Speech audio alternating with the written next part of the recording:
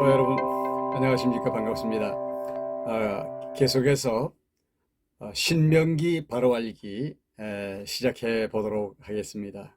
모세오경 중에서 창세기, 출애굽기, 레위기, 민수기까지의 내용을 엮어 드렸습니다. 사실은요, 민수기와 신명기까지 모세오경, 이거 너무 중요합니다. 모세오경이 바탕에 깔려 있지 않으면은 사실 성경 전체를 이해하는 데 굉장히 장애가 온다 말씀드렸죠.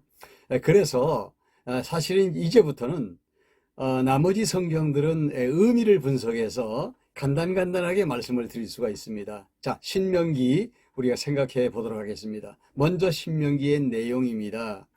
1장부터 4장까지의 내용은요, 모세가 이스라엘 광야 여정을 돌이켜보면서 신세대들에게 교훈하는 내용입니다. 5장에서 11장까지의 내용은요, 10계명을 다시 한번 이렇게 해석해 주는 내용이 나오고 있고요. 12장부터 18장까지는 하나님을 섬기는 규례에 대해서 말씀하시면서 교훈하시는 내용이고요. 19장에서 26장까지의 내용은 인간관계에서의 율례에 대해서 말씀하시면서 교훈하시는 내용이고요. 27장에서 34장까지의 내용은 아주 중요한 내용이 그 안에 들어있습니다. 뭐냐면 하나님의 언약을 배경으로 이스라엘 백성들에게 가나안 땅에 들어가서 이렇게 될 것이다 라고 하는 예언적 선포를 하는 말씀이 나타나고 있습니다. 이제 그 부분에 대해서 좀 더 깊이 있게 생각해 보도록 하겠습니다. 그러니까 신명기는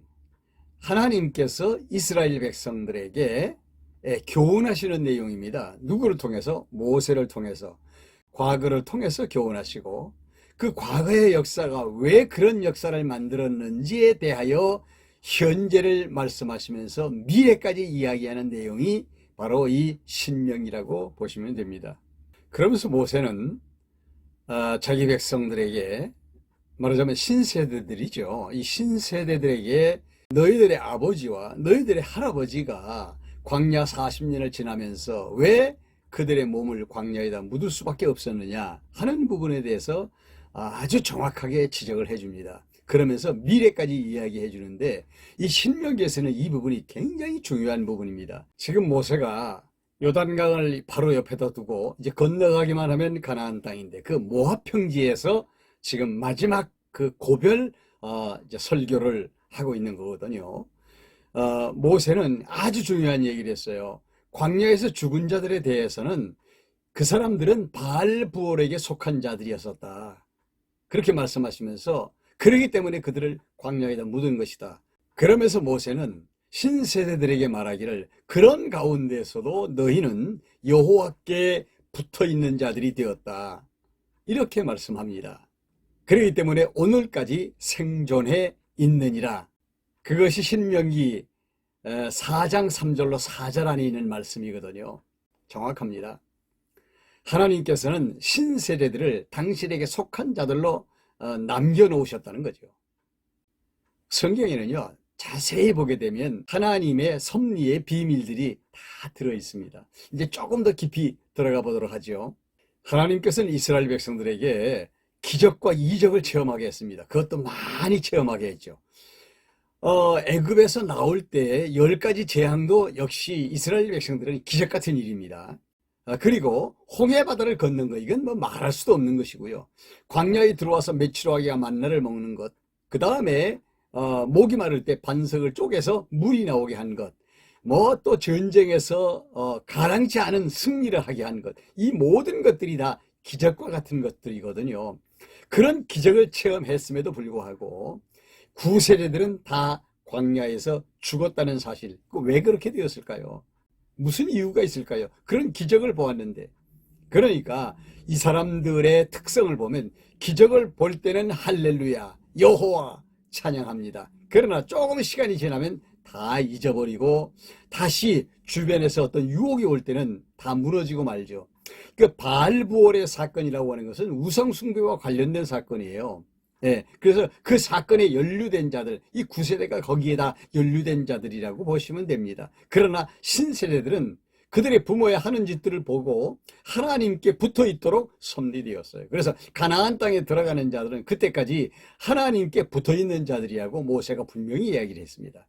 그러면은 왜 이런 일이 생겼느냐? 왜 이런 결과들이 생겼느냐? 모세는 이걸 알고 그 백성들에게 이렇게 가르칩니다. 4절이 굉장히 중요해요. 하나님이 안 준 게 있어요. 그게 뭐냐면 첫째, 깨닫는 마음, 보는 눈. 세 번째, 듣는 귀. 이것은 오늘까지 여호와께서 너희에게 주시지 아니하셨느니라. 이렇게 말씀하십니다. 지금 이 부분이 지금 뭘 말씀하시고 있는가 하면 하나님께서 이스라엘 백성들에게 때를 따라서 그 백성들을 인도하시는데 구름 기둥과 불 기둥으로 인도하시고 때를 따라서 기적과 이적을 행하게 해서 그들로 하여금 광야 생활을 할 수 있도록 이끌어 주시는데 문제는 하나님이 이거 안 줬다는 거예요. 뭐 깨닫는 마음, 보는 눈, 듣는 귀. 이거 주시면요 모든 게 끝납니다. 예? 깨닫는 마음 주시면 깨달아버리면 끝나는 것이고요.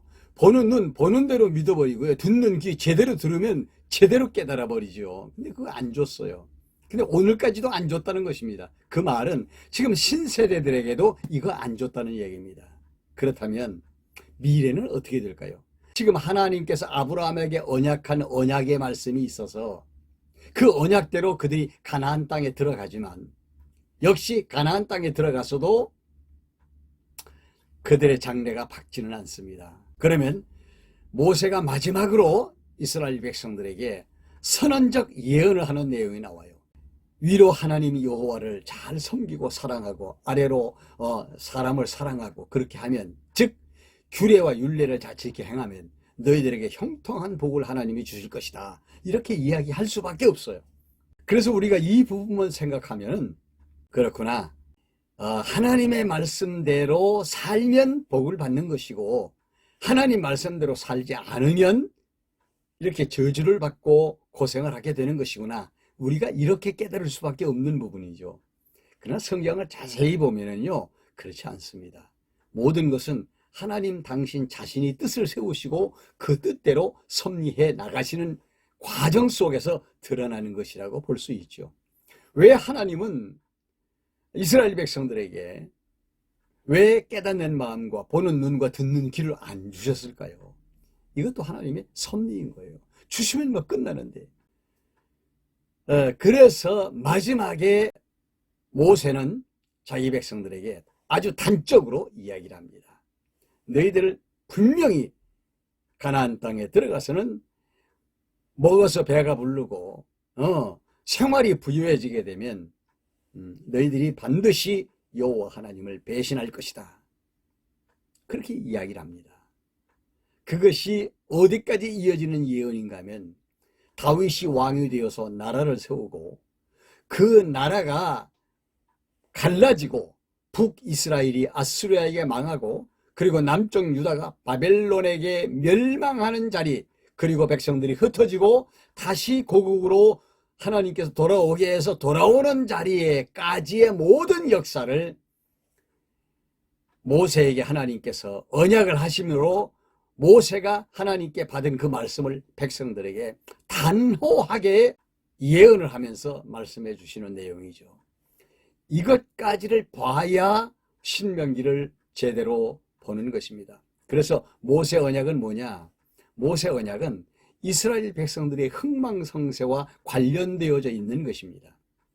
그래서 성경을 볼 때 우리가 그리하면 너희에게 복을 주시고 그리하면 너희가 저주를 받을 것이다 라고 하는 부분에 대한 이해가 굉장히 어렵습니다. 아하, 이스라엘 백성들이 그렇게 살았기 때문에 그들이 복을 받은 것이고 그렇게 안 살았기 때문에 그들이 저주를 받은 것이다. 이렇게만 생각하면 성경을 반밖에는 이해를 못하는 것이죠. 모세가 자기 이스라엘 백성들에게 그렇게밖에는 말할 수 없는 것이 모세는 하나님의 뜻을 알았어요. 그러니까 자기 백성들에게 너희들 가나안 땅에 들어가서 제발 우상 멀리하고 이방 사람들을 가까이 하지 말고 그들의 신을 멀리해라. 그리고 하나님을 잘 섬겨라. 이런 내용으로 규례와 율례를 주어서 그렇게 살아라. 그렇게 살면 하나님이 너희들에게 복을 주지만 그렇게 못 살면 너희들에게 하나님이 저주를 내릴 것이다. 이렇게밖에는 이야기할 수밖에 없죠. 그러나 신명기 마지막 부분에 가서 보면 하나님의 정확한 뜻을 모세에게 알려줍니다. 모세야, 너는 그렇게 말했지만은 내 계획은 지금 이 백성들이 가나안 땅에 들어가면 분명히 배부르고 등 따시면 이방 신들을 섬기게 될 것이다. 내가 그들을 열방에 흩어버릴 것이고 때가 되어 그들로 깨닫게 해서 돌아오게 할 것이다. 이것이 내 뜻이다. 라고 분명하게 말씀해 주십니다. 하나님의 섭리죠. 왜 하나님이 그렇게 하셨을까요? 그것은 이스라엘의 역사를 통해서 그 고난받는 자기 백성들의 마음속에 정확하게 하나 새겨 넣은 것이 있습니다. 하나님은 언약과 성취를 이루시는 여호와라. 이스라엘 백성들이 그 방자하게 행하여 우상을 섬기고 하나님을 끊임없이 배신을 하지만 그런 가운데서도 하나님은 이스라엘 백성들의 행위와 관계없이 하나님의 언약은 성취가 된다. 따라서 하나님은 이스라엘 백성들의 행동과 행위와 신앙과 관계없이 언약하시고 성취하시는 하나님이시며 그 하나님의 성호가 여호와다. 이거 가르쳐 주시는 목적 때문에 그렇게 하시는 것이죠. 여기까지 깨달으셨으면 신명기를 바로 아시게 되는 겁니다. 다음 시간에는 여호수아로 들어가서 이제 땅 정복에 대한 부분을 한번 살펴보도록 그렇게 하겠습니다. 여러분 좀 어떻게 이해가 되셨습니까? 대단히 감사합니다. 다음 시간에 또 뵙죠.